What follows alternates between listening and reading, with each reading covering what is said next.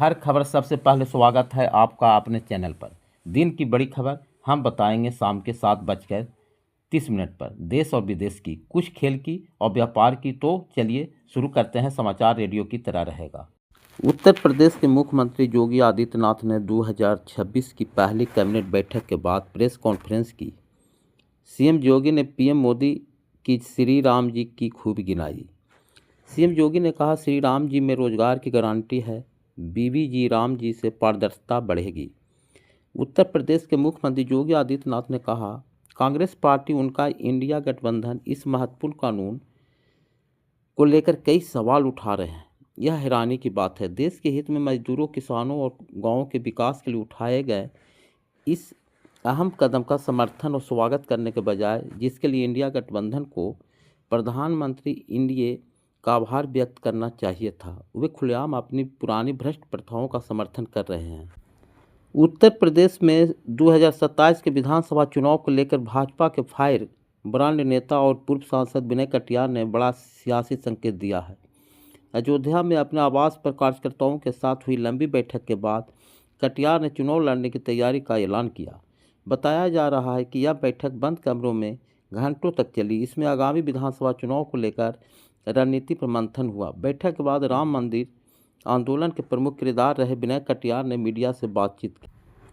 पूर्व केंद्रीय मंत्री वरिष्ठ कांग्रेस नेता सुरेश कलमाड़ी का मंगलवार तड़के 81 साल की उम्र में निधन हो गया। कलमाड़ी के कार्यालय से जारी एक आधिकारिक बयान में यह जानकारी दी गई। इंडियन ओलंपिक एसोसिएशन के पूर्व चेयरमैन कलमाड़ी का पुणे के दीनानाथ मंगेशकर अस्पताल में इलाज चल रहा था। लंबी बीमारी के बाद उन्होंने सुबह करीब 3:30 अंतिम सांस ली। पुणे से पूर्व सांसद, रेलवे राज्य मंत्री रहे कलमाड़ी के परिवार में उनकी पत्नी, बेटा, बहू, 2 बेटियां, दामाद और पोते पोतियां। उनका पार्थिव शरीर दोपहर 2 बजे तक पुणे के रंडवाने स्थित उनके आवास कलमाड़ी हाउस में रखा जाएगा। अंतिम संस्कार दोपहर 3:30 पर पुणे के नवी पेठ स्थित बैंकुट शमशान भूमि में किया जाएगा। सुप्रीम कोर्ट ने दिल्ली दंगे से जुड़े मामले में आदेश में कहा कि गैर कानूनी गतिविधियां रोकथाम अधिनियम के तहत आतंकवादी कृत्य सिर्फ अंतिम क्रियान्वयन तक ही सीमित नहीं है, बल्कि इसमें साजिश रचना, लामबंदी करना और आर्थिक सुरक्षा खतरे में डालने जैसे कृत्यों को अंजाम देने में लिप्त रहना भी शामिल है। जस्टिस अरविंद कुमार और जस्टिस NB अंजारिया के पीठ ने कहा, यूपीए की धारा 15 के अनुसार भारत की एकता, अखंडता, सुरक्षा, आर्थिक सुरक्षा या संप्रभुता को खतरे में डालने वाला हर कृत्य आतंकवादी कृत्य है। उत्तर से लेकर पूर्वी भारत तक मौसम के मिजाज तल्ख बना हुआ है। जम्मू कश्मीर समेत पश्चिमी हिमालय क्षेत्र के ऊंचाई वाले इलाकों में बारिश के साथ बर्फबारी हो रही है। तापमान शून्य के नीचे होने से नदी नाले जल स्रोत जमने लगे हैं। पहाड़ों से आ रही बर्फीली हवाओं के साथ कोहरे गिरते तापमान ने मैदानी राज्यों में ठिठुरन बढ़ा दी है। दिन में कपकपी महसूस की जा रही है। फिलहाल कड़ाके की ठंड से राहत की आसार नहीं है। ऑस्ट्रेलिया के पूर्व कप्तान रिंकी पोंटिंग सूर्य कुमार यादव की खराब फॉर्म देखकर हैरान हैं। अगले महीने T20 विश्व कप होना है। भारतीय टीम सूर्य कुमार की कप्तानी में ही खेलने उतरेगी। इससे पहले पोंटिंग ने सूर्य कुमार यादव को सलाह दी है कि पोंटिंग का कहना है कि सूर्य कुमार को रन बनाने की सोचना चाहिए, अपना विकेट गंवाने से बचना चाहिए। नेपाल के वीरगंज में हिंसा के बाद तनाव बना हुआ है। सांप्रदायिकता, सोशल मीडिया वीडियो से उपजा पूरा विवाद धार्मिक स्थल से जुड़ा है। चिंताजनक स्थिति को देखते हुए स्थानीय पुलिस प्रशासन ने एहतियाती कर्फ्यू लगाने का ऐलान किया। पड़ोसी देश में तनाव उथल पुथल के बीच भारत में भी सुरक्षा बढ़ा दी गई है। स्थानीय मीडिया में आई खबरों के मुताबिक नेपाल की सरकार ने कहा है कि बहुत जरूरी होने पर ही घरों से बाहर निकले। जिला प्रशासन कार्यालय परसा ने तनावपूर्ण स्थिति के बीच कर्फ्यू आज 6 जनवरी शाम 6 बजे तक बढ़ा दिया है। इससे पहले प्रशासन ने कर्फ्यू को वक्त दोपहर 1 बजे तक बढ़ाया था। रूस के साथ संभावित युद्ध विराम के बाद यूक्रेन की सुरक्षा तय करने में मदद करने वाली महत्वपूर्ण वार्ता के लिए सहयोगी देश मंगलवार को पेरिस में मिल रहे हैं। हालांकि ट्रंप प्रशासन का ध्यान वेनेजुएला की ओर होने के चलते प्रगति की संभावना निश्चित है। अमेरिका के वेनेजुएला के नेता निकोलस मादुरो को पकड़ने से पहले फ्रांस के राष्ट्रपति इमैनुअल मैक्रो ने कथित इच्छुक देशों के गठबंधन की नई बैठक के बारे में आशा जताई थी। ये देश कई महीनों से इस बात पर विचार कर रहे थे कि अगर रूस यूक्रेन से लड़ना बंद करने पर सहमत हो जाता है तो भविष्य में किसी भी रूसी आक्रमण को कैसे रोका जाए। श्रीलंका ने संयुक्त राष्ट्र से वेनेजुएला मामले में शांतिपूर्ण समाधान के लिए काम करने का आग्रह किया है। श्रीलंका ने अमेरिका के सैन्य हमले के बाद वेनेजुएला के लोगों की सुरक्षा, भलाई, संप्रभु अधिकारों को ध्यान में रखते हुए शांतिपूर्ण समाधान के लिए काम करने का आग्रह किया है। विदेश मंत्रालय द्वारा सोमवार के जारी एक बयान में कहा गया है कि यह महत्वपूर्ण है कि संयुक्त राष्ट्र और उसके अंग जैसे संयुक्त राष्ट्र सुरक्षा परिषद इस मामले को देखें और वेनेजुएला के लोगों की सुरक्षा, भलाई, संप्रभु अधिकारों को ध्यान में रखते हुए शांतिपूर्ण समाधान के लिए काम करें।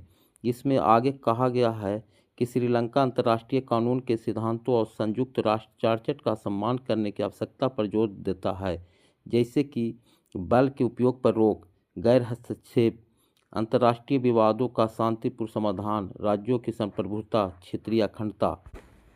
इजरायल की राष्ट्र वायुसेना ने मंगलवार लड़के दक्षिणी पूर्वी लेबनान के कई इलाकों में हमला किया, जिसमें देश का तीसरा सबसे बड़ा शहर सीदोन में भी शामिल है। मंगलवार के तड़के करीब 1 बजे हुए हमले की दक्षिणी तटीय शहर सीदोन में एक दिन 3 मंजिला व्यावसायिक इमारत ध्वस्त हो गई। यह घटना लेबनान के सेना कमांडर की ओर से इजरायल के साथ सीमावर्ती क्षेत्रों में आतंकवादी समूह हिजबुल्लाह को निरस्त करने के अपने मिशन पर सरकार को जानकारी देने से कुछ दिन पहले हुई।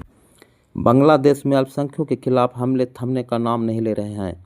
उस्मान हादी की हत्या के बाद भड़की हिंसा में 18 दिनों में 6 हिंदू की हत्या हो चुकी है। इनमें से 2 हत्याएं बीते 24 घंटे में अंजाम दी गई। हैरान करने वाली बात है कि इन हत्याओं के बावजूद बांग्लादेश की मोहम्मद यूनुस सरकार के कान पर जू नहीं रेंग रही है। बांग्लादेश के नरसिंहदी में सोमवार को एक किराने की दुकान के मालिक शरद चक्रवर्ती मणि को बेरहमी से हत्या कर दी। वही सोमवार के ही दिन जसोर के मणिरामपुर में गोली मारने के बाद गला काटकर हिंदू पत्रकार राणा प्रताप बैरागी निरसंस हत्या का अंजाम दिया गया। कश्मीर के मुद्दे पर पाकिस्तान को अपने सदाबहार दोस्त चीन से झटका लगा। चीन ने इस मुद्दे को द्विपक्षीय समझौते के आधार पर सुलझाने की बात कही है। चीन के विदेश मंत्री वांग यी पाकिस्तान के उप प्रधानमंत्री इसाक डार के बीच आयोजित 7वीं रणनीतिक वार्ता के समापन पर जारी संयुक्त बयान में कश्मीर का भी जिक्र है, लेकिन पाकिस्तान के पक्ष में चीन ने कोई एक तरफा बात नहीं कही। वेनेजुएला में अमेरिका की कार्रवाई और फिर वहां के अपदस्थ राष्ट्रपति निकोलस मादुरो को और उनकी पत्नी को बंधक बनाने के बाद वैश्विक राजनीति में बड़े पैमाने पर तहलका मचा हुआ है। सवाल, समर्थन और विरोध का सिलसिला भी अपने चरम पर है। जद्दोजहद इस बात की बनी हुई है अब मादुरो का क्या होगा।